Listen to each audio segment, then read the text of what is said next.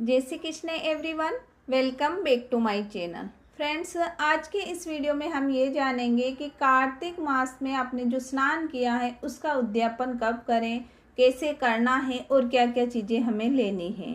क्योंकि जो भी व्रत करते हैं अगर उसका उद्यापन नहीं किया जाता है तो उसका पूरा फल हमें नहीं मिलता है। तो अगर आपने कार्तिक महीने पूरे स्नान किया हो या फिर 5 दिन तक उपवास करके यानी एकादशी से लेकर कार्तिक पूर्णिमा तक उपवास करके कार्तिक स्नान किया हो तो भी हमें इसी तरह उद्यापन करना है। कार्तिक स्नान का उद्यापन कार्तिक महीने की पूर्णिमा के दिन किया जाता है और जिस तरह हमने कार्तिक महीना स्नान करने के लिए संकल्प लिया था उसी तरह हमें वापस संकल्प छोड़ना होता है। तो आइए जानते हैं कि किस तरह हमें संकल्प छोड़ना है और क्या क्या सामग्री हमें लेनी है। अगर आपने कार्तिक स्नान किया है तो आपको एक जोड़े को खाना खिलाना है। देखिए, इससे ज़्यादा भी आप खिला सकते हैं, नहीं तो एक जोड़े को तो हमें खाना खिलाना है। और ब्राह्मणी होती है उसको आप एक साड़ी, पेटीकोट और ब्लाउज यानी पूरी एक ड्रेस देनी होती है। उसके ऊपर हमें दक्षिणा रखना है और श्रृंगार का सामान रखना है। अगर आपका सामर्थ्य नहीं है और आप साड़ी और ड्रेस नहीं दे पा रहे हैं तो आप एक ब्लाउज का पीस ले लें और बिंदी का पैकेट रख दें और दक्षिणा रख दें। इतना तो हमें देना ही होता है। और अगर आप श्रृंगार का सामान भी इतना नहीं ले पा रहे हैं, एक बिंदी का पैकेट साड़ी के ऊपर रखकर हमें देना है।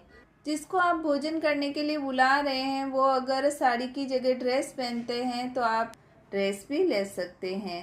साथ ही हमें एक पंडित जी के लिए ड्रेस लेनी है, तो अगर वो कुर्ता पजामा पहनते हैं तो वो ले लीजिए, नहीं तो पैंट शर्ट ले ले और पैंट शर्ट के ऊपर आप दक्षिणा रख दें।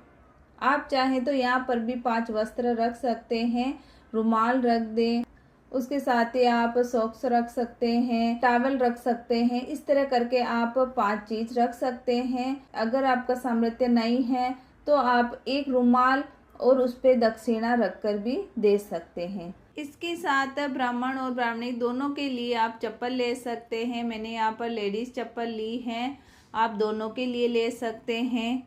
इसके साथ ही 5 बर्तन दिए जाते हैं, तो आप एक थाली ले लें, 2 कटोरी, 1 चम्मच, गिलास और 1 लोटा लेना है। लोटा हमें ज़रूर लेना है क्योंकि कार्तिक के पूरे महीने में हमने जल सींचा है तुलसी जी को, सूर्य भगवान को, पतवारी जी को या फिर पीपल माता को, आंवले को, तो आप एक लोटा ज़रूर लें।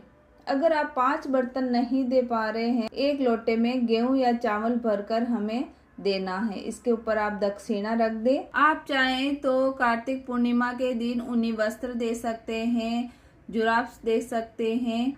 फ्रेंड्स, दान जितना चाहें बढ़ा सकते हैं, लेकिन मैंने आपको बहुत ही सरल चीज़ें बताई हैं, ये तो हमें लेनी ही होती हैं। और अगर आपके वहाँ पर पंडित और पंडिता जी घर पर खाना खाने नहीं आ पा रहे हैं तो आप उनके घर पर ये सारी चीज़ें पहुँचा सकते हैं। खाना और ये सारी जो चीज़ें आपने निकाली हैं, दान दक्षिणा, वो सभी पंडित जी के घर पहुंचा सकते हैं। आप किसी मंदिर में भी ये सारी चीज़ें पहुंचा सकते हैं। पंडित जी को दान दक्षिणा देने के बाद, खाना खिलाने के बाद, उसके बाद आप भोजन करें। फ्रेंड्स, जितना हो उतना हमें करना चाहिए, लेकिन उद्यापन हमें जरूर करना है। उसके बाद सबके रोली का टीका करेंगे। जो भी आप देना चाह रहे हैं वो चीज़ें सभी एक जगह रख देनी है, उनके रोली का टीका करना है। उसके बाद हाथ में जल लेकर भगवान विष्णु से प्रार्थना करनी है, हे भगवान, मैंने पूरे कार्तिक महीने में स्नान किया है, अगर कोई भूल चूक हो गई हो तो मुझे आपका दास समझकर क्षमा कर देना और हमारे परिवार पर आपका आशीर्वाद बनाए रखना।